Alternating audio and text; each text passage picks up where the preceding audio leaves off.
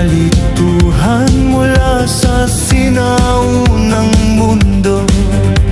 Taglay ang simbolo ng kalapastanganan. Laban sa kataas-taas ang Haring Yahweh ay mararanasan sa huling mga araw. Ngunit ang ilawan ay hindi naliliwanag sa iyo, pagkat sa pamamagitan ng iyong panggagaway ay niligaw mo ang mga bansa.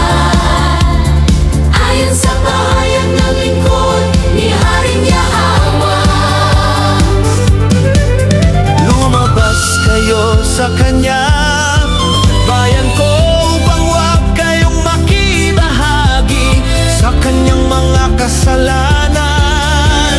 Ito ang saway ng ating Haring Yahweh. Ang mga nakatagong aklat ay muling nabuksan. Liwanag ay bumalik sa katotohanan ng kaharian ni Haring Yahweh, upang ituwid ang kasaysayan at muling itinatag ang tunay na kaharian ni Haring Yahweh. Haring Yahweh. Ang mga kaharian ng daigdig ay naging pag-aari ng ating Haring Yahweh, at siya ay maghahari magpakailanman. Pagmamahal niya ang yayakap sa bawat isang Kanyang pinili. Ngunit itatakwil ang hindi nadalisay, at hatol niya'y darating sa mga mapanlilang. sa bundok Zion,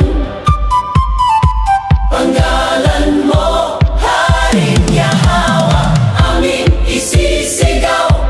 Magpuri kami at ika'y aawitan, banal mong panggalan ang aming sasambahin magpakailanman.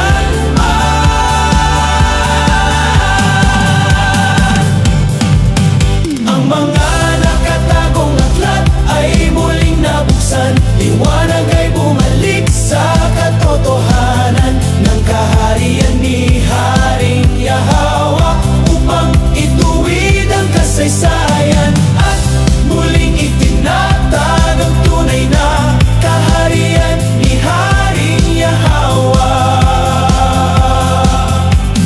Haring Yahweh, ikaw ang dakila, walang makagapi sa iyong kaharian, at hatol mo'y darating sa mga mapanlinlang.